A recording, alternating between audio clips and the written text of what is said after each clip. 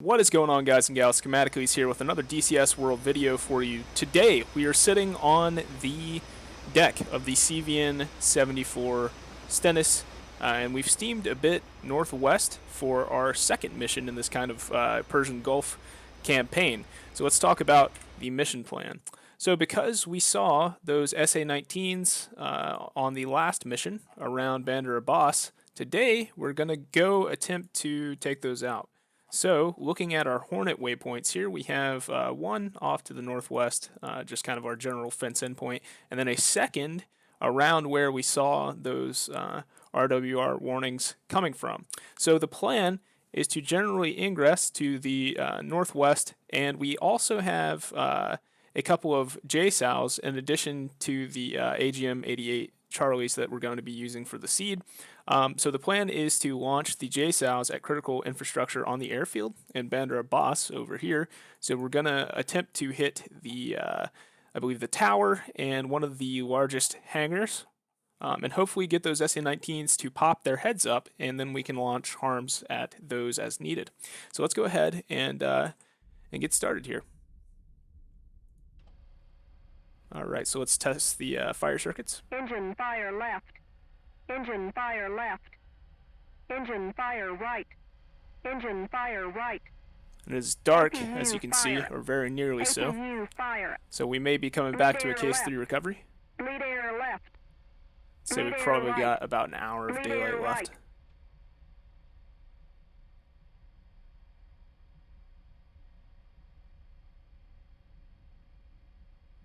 Wait 10 seconds for the reset. Engine fire left. Engine fire left. Engine fire right. Engine fire right. APU fire. APU fire. Bleed air left. Bleed air left. Bleed air right. Bleed air right. APU coming online. Go ahead and set up our bingo quantity. Call it about 5,000 pounds. Let's go 4,500. It's not going to be a long flight today, because we don't have enough gas for it to be a long flight. Okay, fuel run on the right engine. OBOG's on. Position and formation lights are on. Hook bypass is in. Carrier anti-skid is off. Left DDI radio. HUD. Stick out of the way. And PCD. RWR.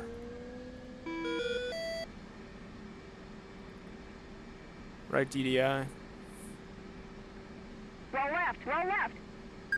Flight controls. Flight controls. Uncage the backup ADI. Rat out. Set that for 100 feet for the carrier launch. Rotate the bleed air through. Let's get some lights in here. There you go. Radar to standby. INS to CV align.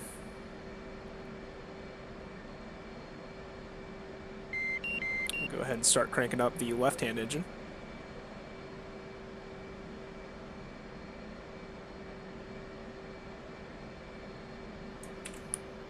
Fuel run on that engine.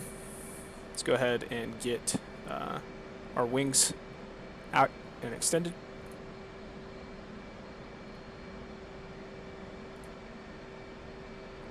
Suck up the flaps.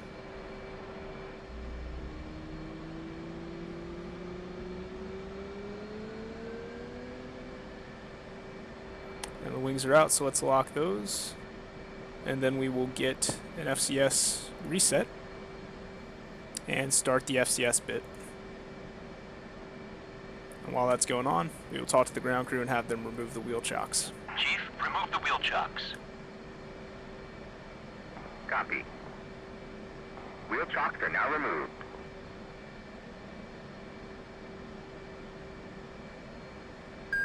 Alright, FCS bit complete. Set up takeoff trim and takeoff flaps.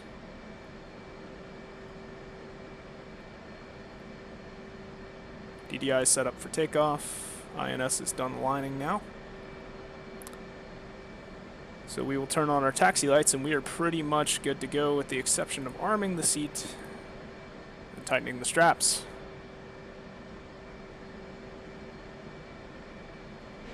So let's get underway. Burning daylight.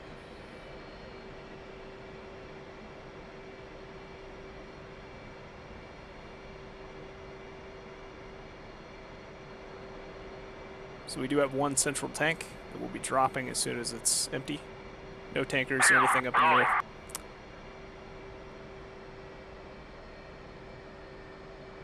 Alright.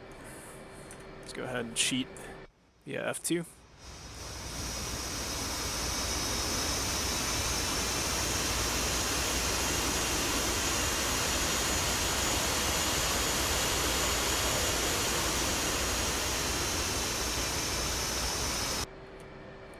Extend the launch bar out.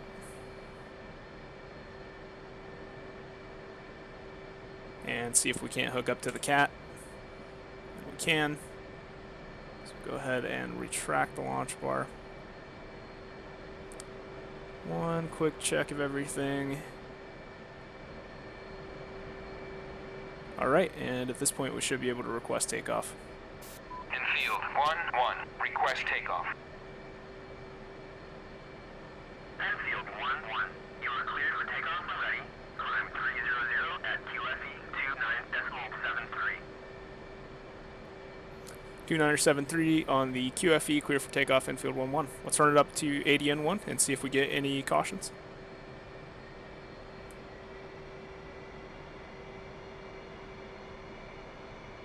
Good to go, full burner.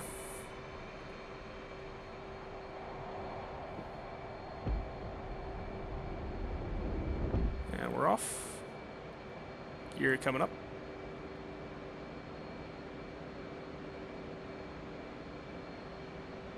Flaps also coming up, and we'll climb on up to 500 on the radar.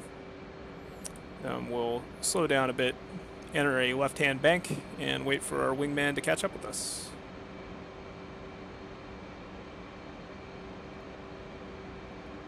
That out, hold please, and slow it way down.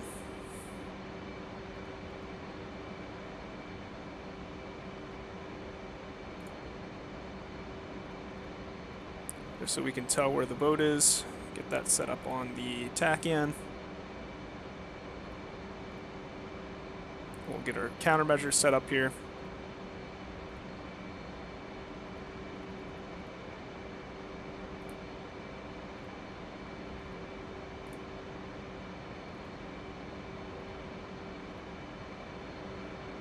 Radar on. Flight. Radar on. 2. Radar on. 2. Rolling.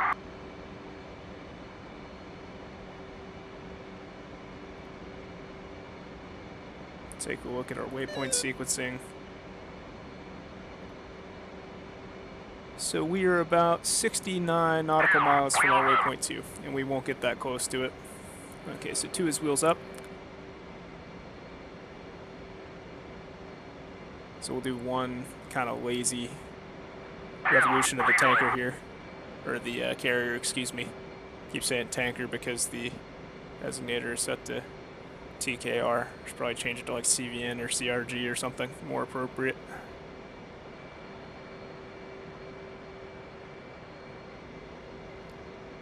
Okay, I see this radar out there to the east. Negative visual so far. We don't want to get too slow down here.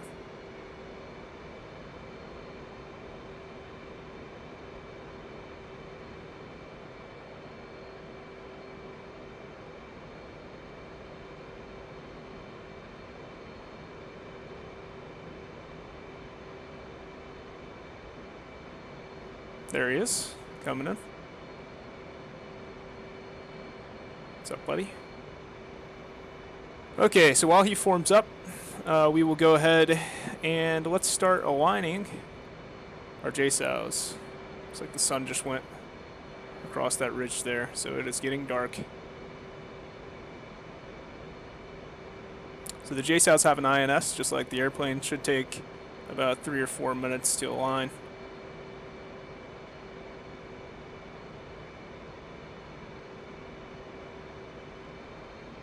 Gonna accelerate slightly here.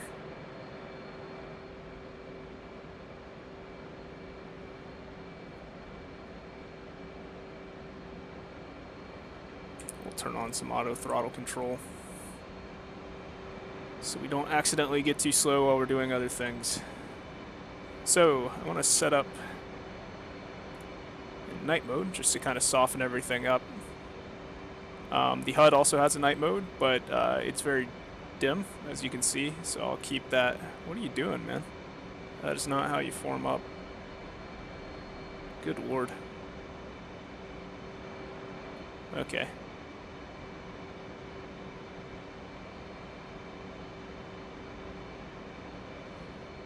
One more lazy loop. He's not having some type of critical airframe failure. I don't know what he's doing. That is not what rejoining looks like.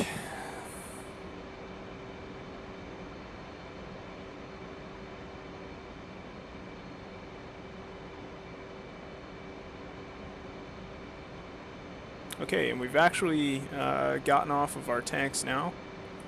So I'll go ahead and drop those just because we don't have enough gas to cope with the drag at this point.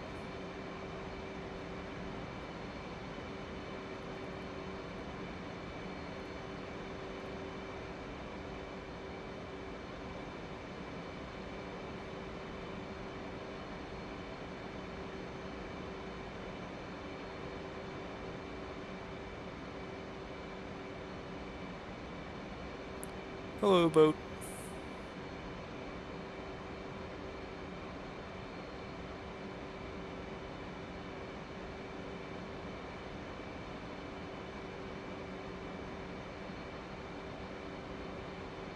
I don't actually have my wingman's radar at all. Join up. Flight, join up. I have no idea where he is or what he's doing.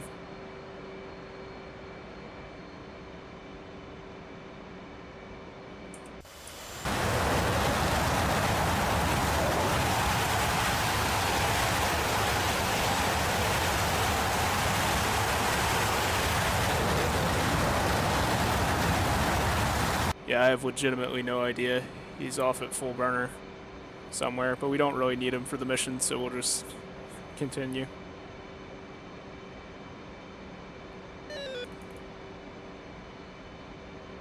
Yeah, he's not even pointed at me. I don't know what his major malfunction is, but the wingman and DCS could be a little smarter, most likely.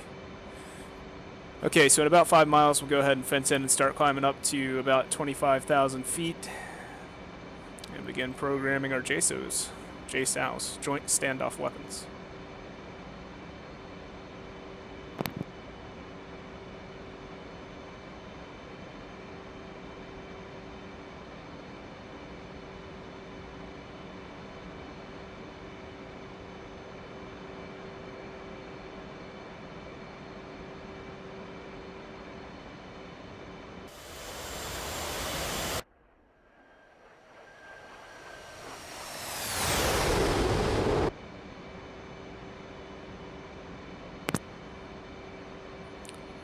Gorgeous dusky dusk. Alright, let's go ahead and fence in here. Start climbing as soon as we possibly can. Get out of here, auto throttle.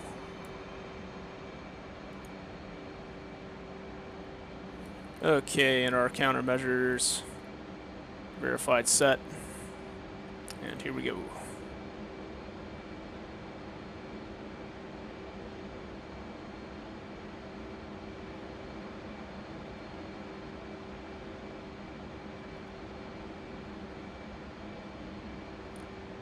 Go ahead and go standard altimeter.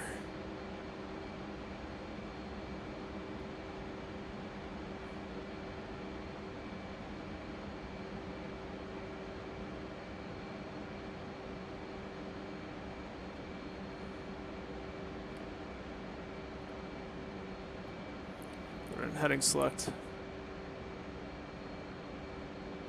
Now what I don't understand is why does heading select fight the pitch of the aircraft?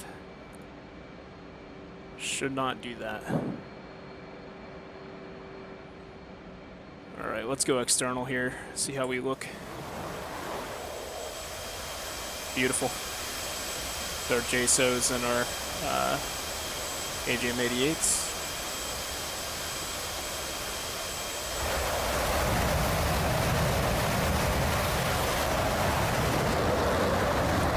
And 2's back there trying to catch up, but yeah, I see his radar now.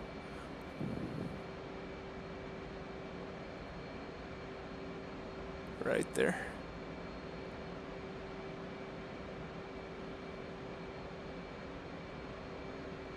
So he's gonna run out of gas halfway through the mission. I'll probably have him RTB sooner rather than later. Probably once I drop the first salvo of JSOWs, or the only salvo of JSOWs, I'll send him home because he's been on full burner almost the entire time.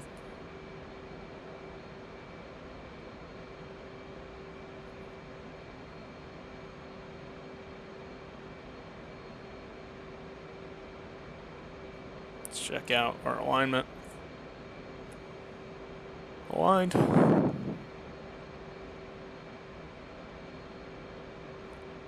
Okay. We'll level out right here. Stay in heading select, and we are about 49 miles out, so time to start programming.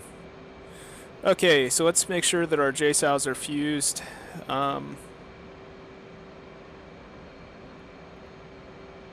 And then I will enter in the target coordinates that we have, and I'm also going to pull back quite a bit. Don't want to go too fast because we do need enough time to actually get the coordinates for these suckers programmed in.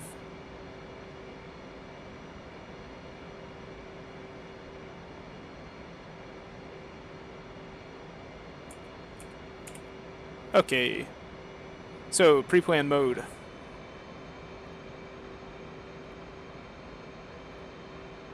Start with the position of the first target. Northing 2712. 32 decimal 05, enter. Longitude easting 562204 decimal 33. Elevation 19 feet. Okay, second target. Elevation, it's 18 feet.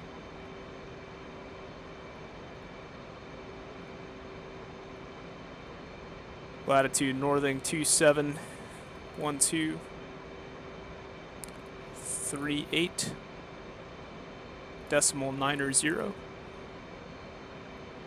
Longitude easting 562209 decimal 41. Okay, and both JSOWs should now be set up. So I will check very quickly, cross-referencing on my my knee board here. These coordinates 9.41, and for the other target 1232.05. 562204.33, 19 feet. Okay, we are good to go.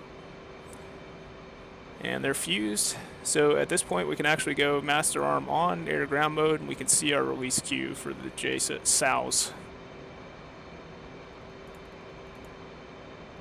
Not sure if it's JSOW, tomato, tomato. There you are. I bet you're out of gas, huh? Can't actually check his fuel state. Okay, so I'm going to pull up the electronic warfare page here, just so that we can see if those S6 sites pop up.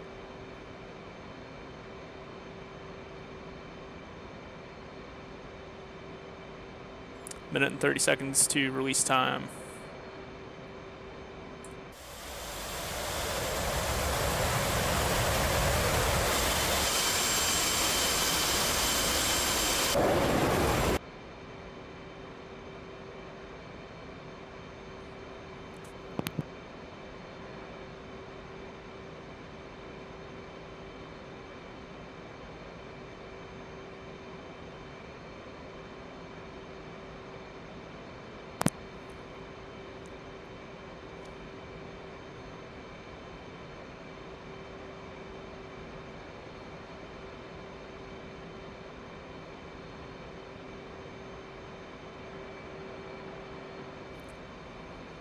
Alrighty. I guess technically we can have our music on.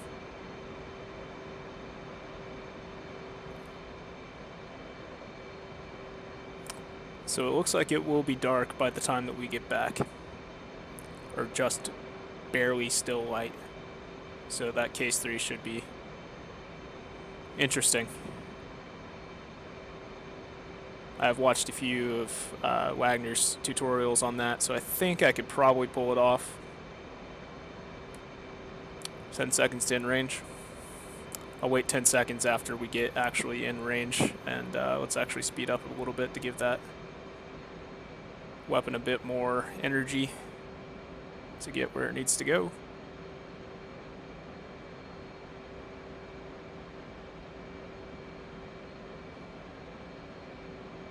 Alright, 1 away. We are in range for the second. 2 away.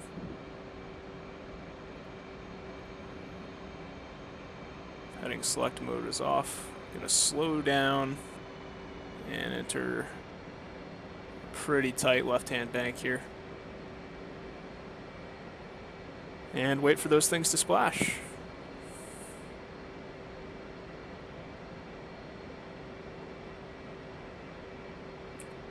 Let's put in auto throttle. And check out our JSOWs. JSOW.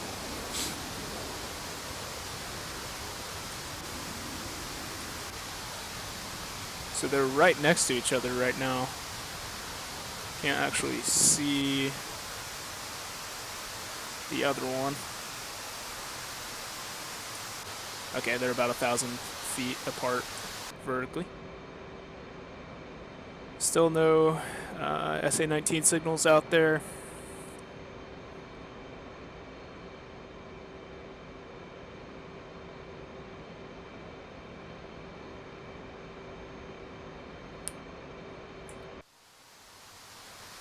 I would normally time accelerate these, but it does tend to screw up the physics a little bit. I don't actually see the lights at Bandar Abbas yet.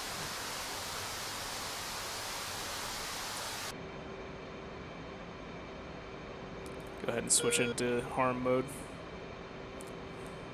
No signals.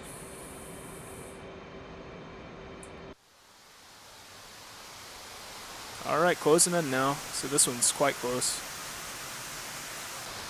I think this one is going for the tower, and this one is going for the hangar. It appears to be farther to the south than the other one.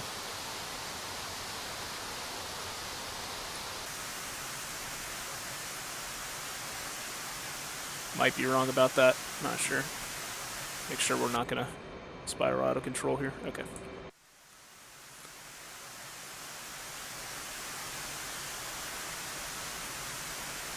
Go, JSOW, go. Okay, so it's terminal. 2, on site, 12 o'clock. Roger. Deal with that right after we watch this.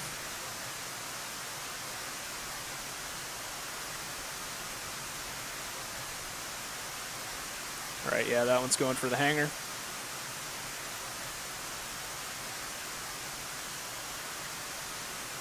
Boom! And this one's still quite a ways out.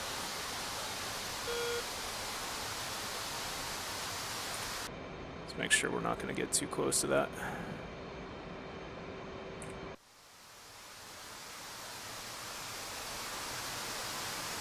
You see the big hole in the ground where that hangar used to be moments ago, and now the same thing's about to happen to the tower.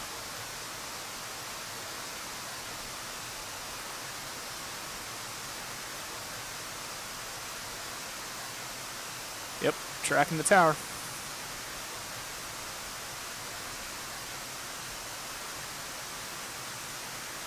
See ya. Alright, both JSOWs were successful, and we have the S6 signal, so I'm going to go ahead and turn in hard, and we will launch at those. And we just lost it.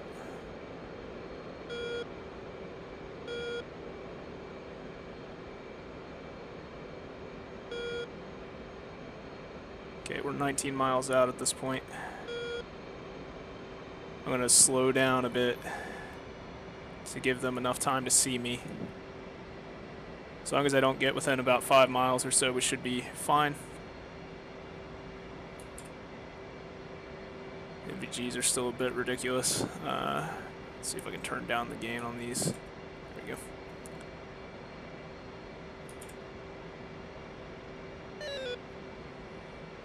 Come on, SA-19, pop up. I do not have much more gas to spend on you here.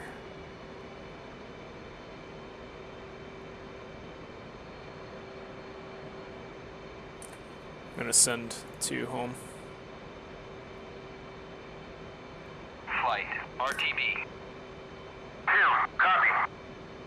He didn't call 2, RTB. bingo yet, but I'm guessing he does not have much gas left. Okay, 13 miles. I would expect to see that signal momentarily here.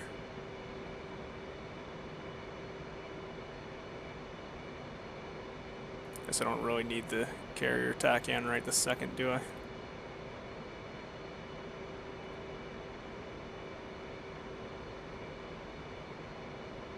Okay, we're gonna break off at 5 miles. Since we're about 5 miles high, that gives us a little bit of a margin for error.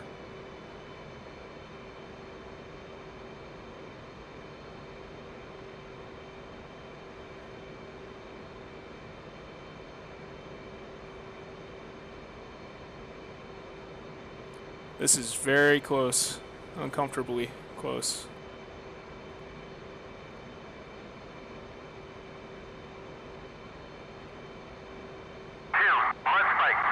I don't have the mud spike. Oh, there it is. 2.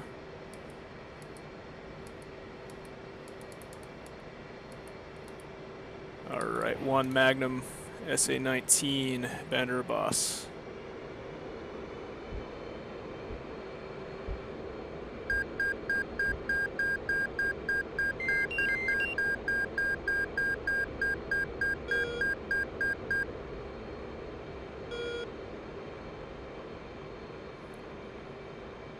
Wait for that first one to hit.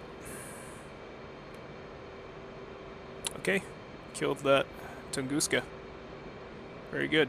And the other one's still up. So I will accelerate a bit and turn in as fast as I possibly can here. Might actually extend out a little. Hopefully they'll keep their radar on long enough for me to kill them. Let's get up those MVGs here so I can have a reference point for the outside world. And let's turn in.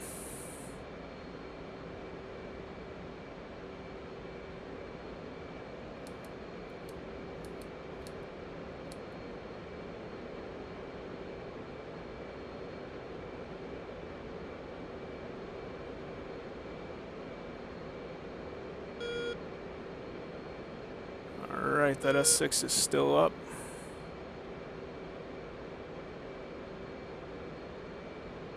Okay. 2 Magnum SA-19 Bandar Abbas. Coming off west. And we are just about, well, we're about 1,000 pounds over bingo, so we're actually doing better on gas than I thought we would be.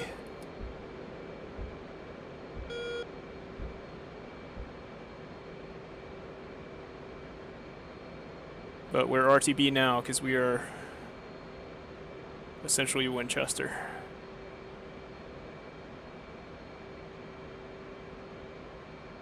I'm not sure that we're going to kill that second.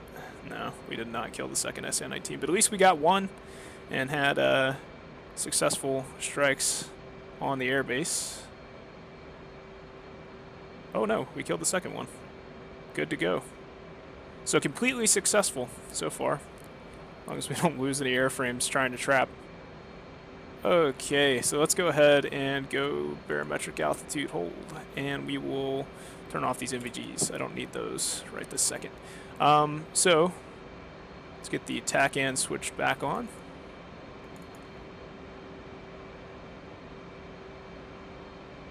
And we'll go Heading select mode, what is that, about a 153?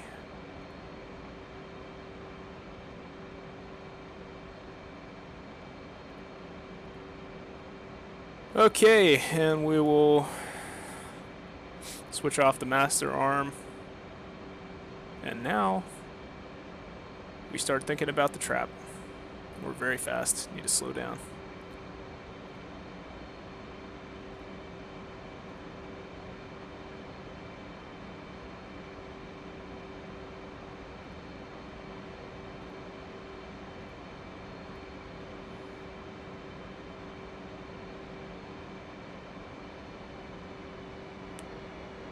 Okay, so let me see if I can't get the gain turned up on these a little now. There we go. That's much more clear.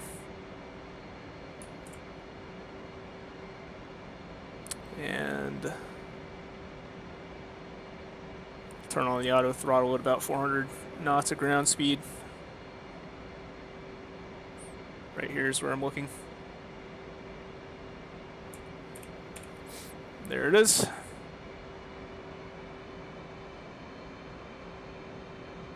We don't really need the radar information up on the HUD anymore.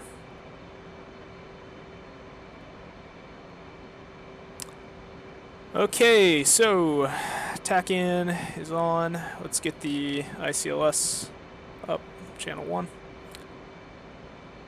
We're about 43 miles out from the tanker. So for this case 3 recovery, we're going to kind of do a modified one because I don't think they actually have the comms working yet. So I'm going to make my own kind of Marshall stack heading and pattern and whatnot. It's very dark. Like very, very dark. So this is going to be minimum visibility, obviously. Oh, I mean, it's clear, but doesn't matter. Might as well be flying through the densest fog you've ever seen. I guess I will have the MVGs, but I'm not planning on using those too much, if possible. Okay, let's go ahead and call the Stennis. Marshall 10. Marking Moms 335 440. Angels 24.4. Holding hands with 11.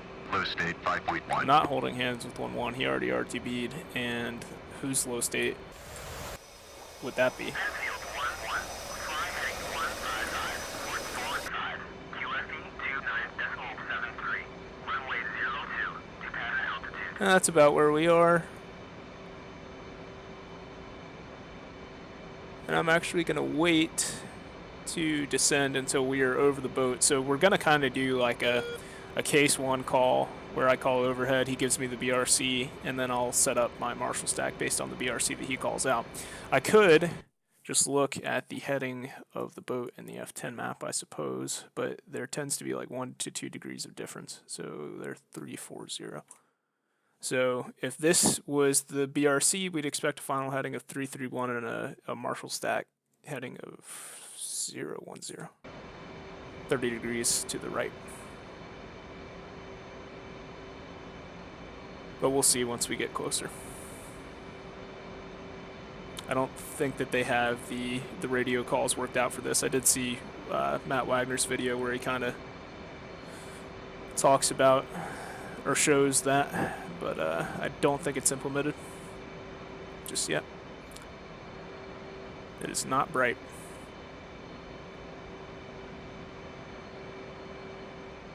So lessons I've learned from attempting these case 3 recoveries, you always want to be high on glide slope, do not ever be low. I guess that generally applies to any carrier landing. Or landing in general, right? It's always better to overshoot the runway than to smash into the warning lights. The other thing is that it's very helpful to turn the HUD into the night mode, because as you're kind of coming onto the ball, there's a lot of symbology that's actually covering up the carrier, the running lights. So that seems to be a factor as well.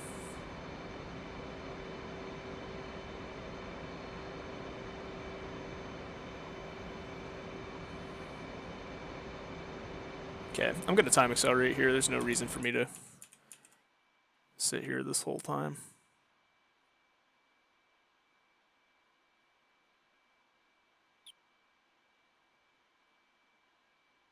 That was our bingo, or it's about to be. Guess that was the RWR that was squeaking there. Okay, there's the overhead call. He's going to read back a BRC. 10, power, roger, BRC 33. So final heading 330 and Marshall stack heading 009er. 10. So we're going to go ahead and set up our Marshall stack. So we just flew right over the boat, so let's set up 009er.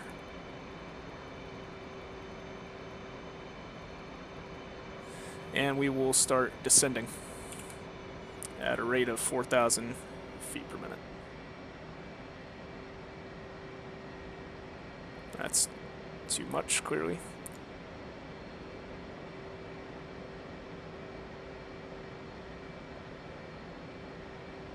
I'm actually just going to turn off those MVGs. They're not helping me much right this second.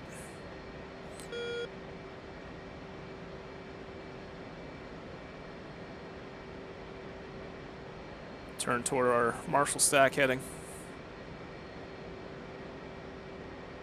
And I'll actually overshoot that a little bit.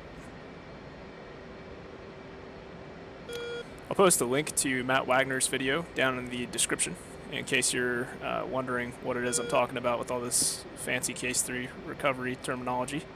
Not claiming that I can do it well, I just kind of have a basic understanding of the concept. So I'm sure procedurally this is not going to be totally accurate, but doing the best I can. The other thing I find is that there's a lot of information coming at you at once, so if I'm botching any of my terminology, it's because I'm a little task saturated, I'm sure, and it's going to get progressively worse as we get closer to the boat.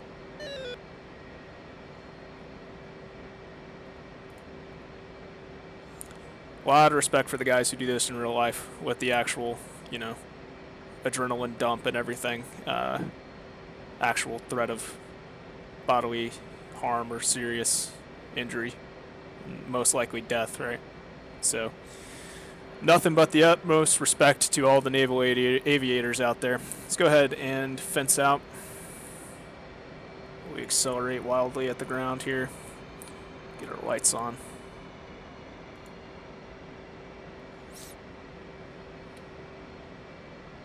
Okay, we overshot our Marshall stack heading, but that's fine. We kind of want to do that because we're going to turn back onto it at about 30 miles out. Bingo. Bingo. Thank you, lady. I appreciate that. Old Betty there.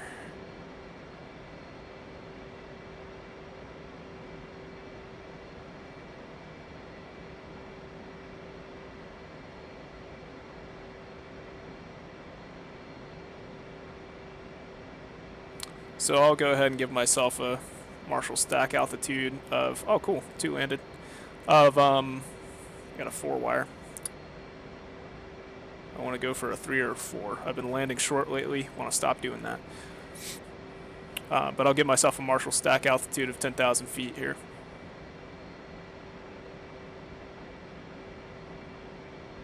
And I think they can do that pretty much anywhere from, you know, 5,000 feet up.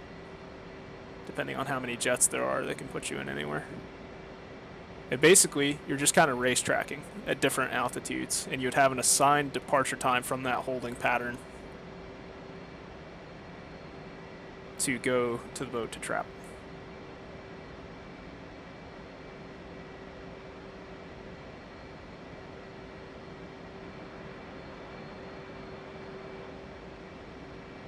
I'm sure that this is enthralling to watch.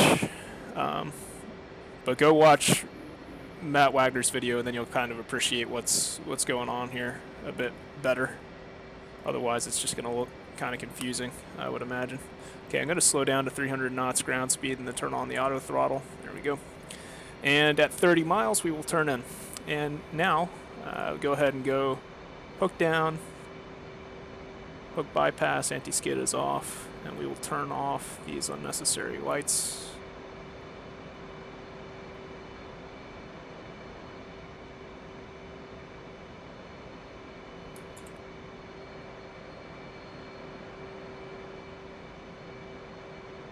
There's a boat down there. Is that the carrier? There's no way that's the boat. That looks like an LHA. LHD. Huh. I don't remember putting one of those in the group, but I guess I did.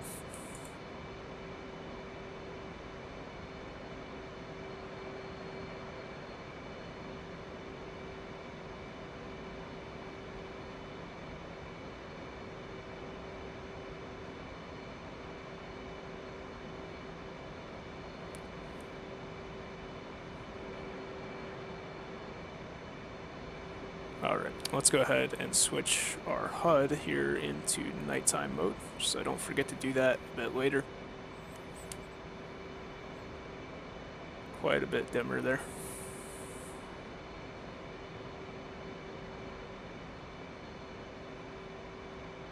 Also kind of seems to, so that panel gap right there is very annoying. Okay, so 30-degree bank to the left. And hopefully we'll come out on the Marshall stack heading. We may actually overshoot it a bit, but that's because I didn't have time to establish a full orbit. Or I didn't give myself time to. I could if I wanted, but I'm trying to get down with as much gas as possible in case I bolter. There's a very, very real possibility here. I'm actually going to expedite this turn because we're clearly overshooting by quite a lot more. So I should have been aligned more to the right of the Marshall heading. So I'll have to kind of come back to it. Should have plenty of time to do so.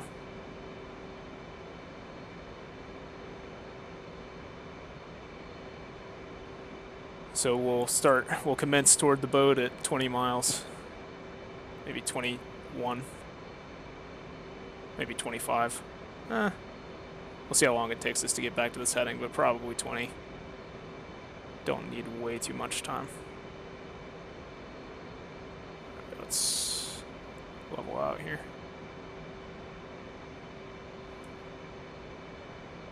It is dark as midnight. We're gonna figure out if I actually know how to do this case 3 recovery, that's for sure. No cheating in this weather.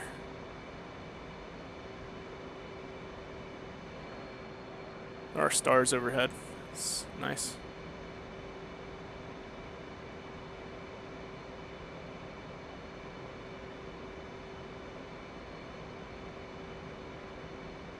So there would be radio calls associated with a lot of what I'm doing here. But again, the comms aren't working that I know of. Just kind of got standard case 1 comms. Not even case 1. But I'm sure that that will probably change pretty soon. Eagle Dynamics is pretty on top of things as far as development goes. Speaking of which, there's also a new Hornet Bfm campaign out, which is very difficult. I tried it. That thing is tough. I survived the first kind of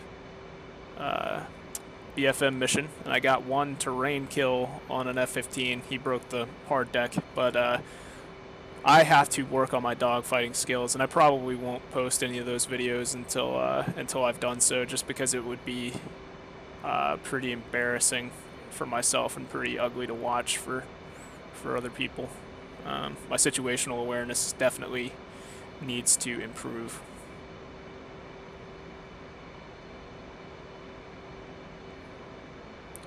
But I'll work on it. Nobody is a Top Gun their first dogfight.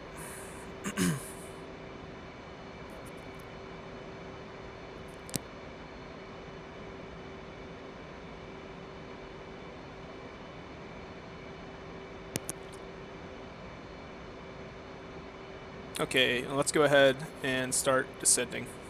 I'm going to turn off that auto throttle. We want to descend down at 4,000 feet per minute. And we can actually go ahead and set our course to the final course, which will be, I think, 330.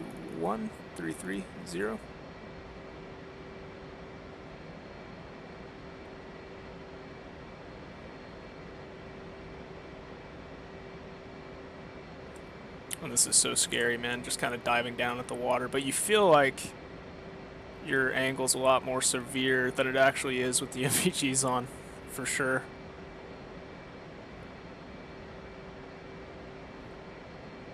So at 5,000 feet, we'll start descending at 2,000 feet per minute.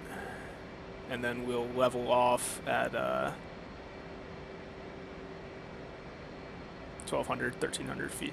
So at 15 nautical miles out, I'm going to turn right 90 degrees to a heading of 095, and then we will pick up that final course. So if I don't talk much here, it's because I'm trying to manage a lot of info at once, and we need to stop descending quite so fast. Altitude. Altitude. I hear you, buddy. Okay, coming to 095.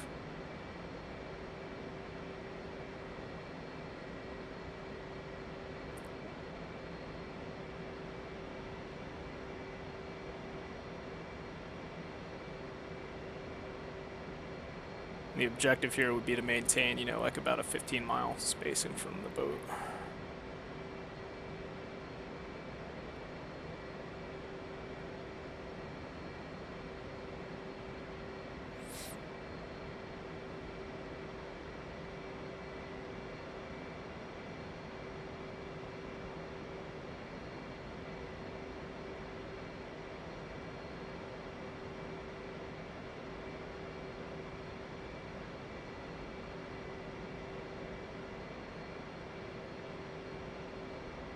I'm actually going to arc in a bit. I think it should be the final heading plus 90, not the Marshall stack heading plus 90. So let's track 30 off that. We're going to get too far out from the boat.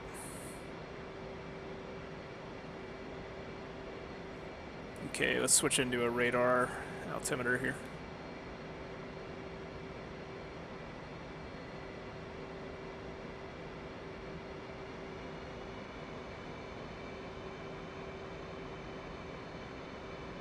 And just so that it's one less thing I have to think about, I'll turn on the auto throttle.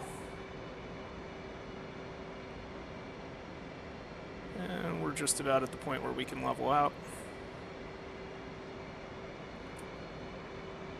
And put it in a radar hold. And start turning on to the final heading.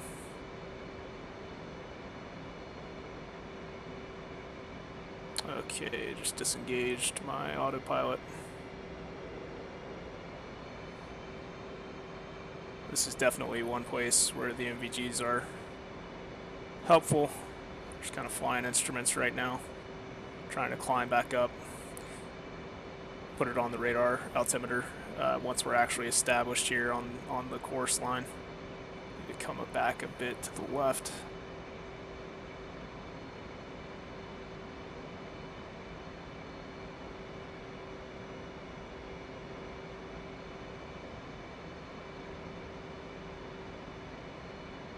Back a bit to the right.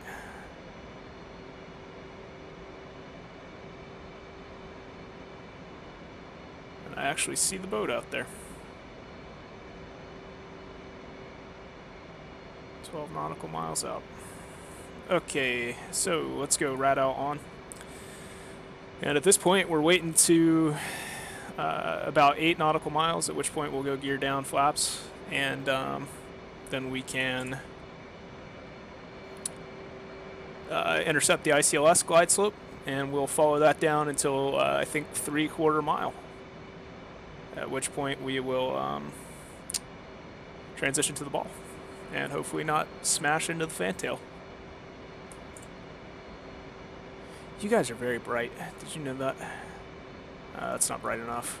I wish that that was a actual kind of more granular control, because that is clearly way too bright. So I'm not actually going to... I might use the MVGs. I don't know. We'll see how comfortable I feel. Okay, need to slow down here. Auto throttle's coming out. Gear and flaps. Landing light. And now we want to establish on-speed AOA as quickly as possible, so I'll kill the...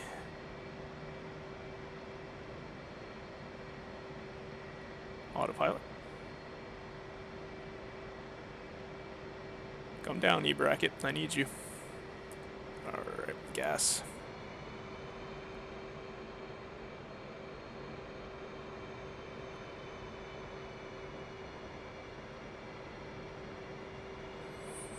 And now we just wait for the glide slope. And there it is.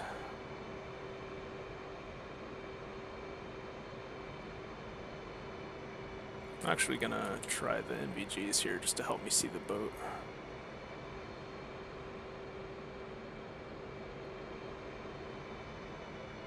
That indexer light is ridiculous. Let's see if I can fix that. I'm not gonna bother because I'm gonna die. Still not at the glide slope. We seem to be on course fairly well.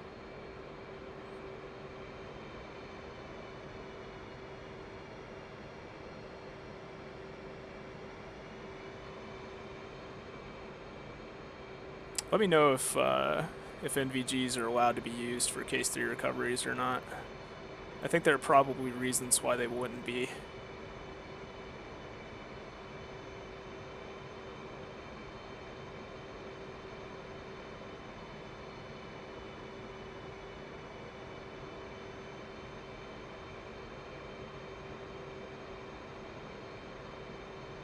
But for me, it just gives me a much better reference of where the horizon is.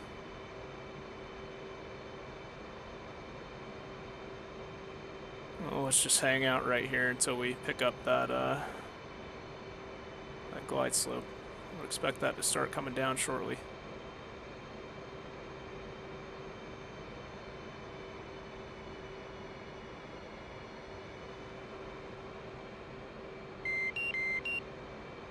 That is so annoying. I'm gonna have that caution going off in my ears the entire time. Okay, here comes glide. Okay, I have a feeling I can probably see the boat pretty well. Yeah, not bad. We're definitely out of alignment to the left. Shut up, please.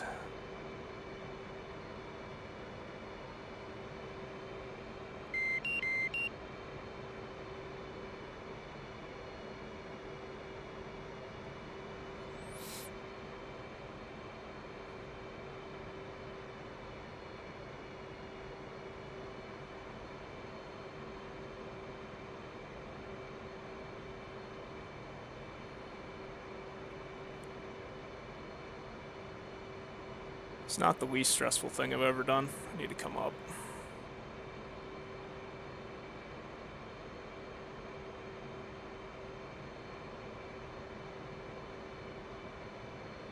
Alright, and we are on the ball now. Gonna fly that velocity vector right on down, a bit high. Definitely out of alignment to the left.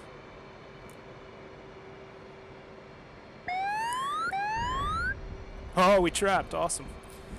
Woo! Okay, if you couldn't tell from the sound of my voice, I was a little bit anxious there. And I was definitely out of a line, and I'd say my vertical speed was too high when I touched down, but I did not smash into the back of the boat, so I'm pleased with that result for sure.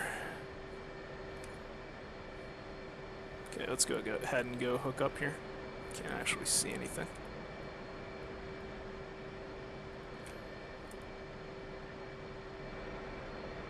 Don't know where 2 is.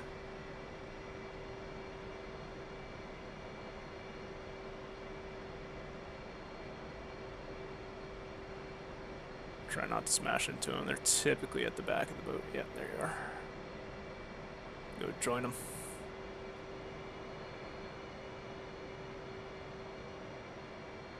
All right, so all in all, pretty successful mission. JSOWs took out the infrastructure we wanted to hit. The harms killed the SA-19s that we were trying to hit, and we actually trapped on the first attempt in a case 3 recovery, which for me is quite good. It does not normally happen.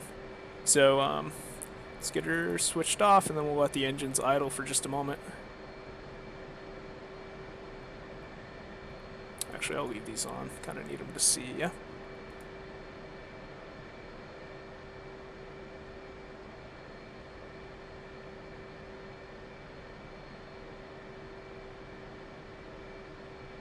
Man, that really gets your adrenaline up, even in a simulator. I cannot imagine doing that in real life. But I guess those guys are probably a lot better trained than I am. I mean, not probably, 100% they are. Because that is, doing that with actual skin in the game is nothing short of incredible.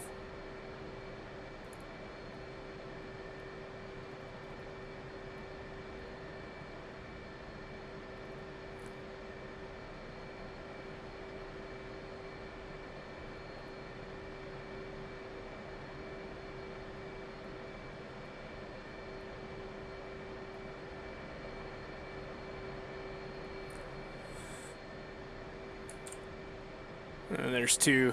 Everyone made it home safe.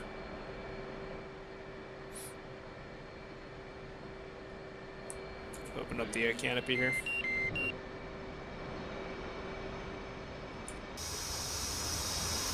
Very dark.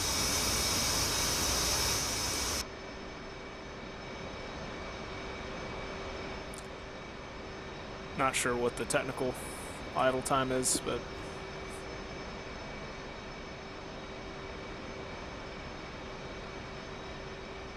MVG mode would have been helpful, huh? But I didn't actually land on them, so too many things to think about. Alright, let's go ahead and shut down the left-hand engine.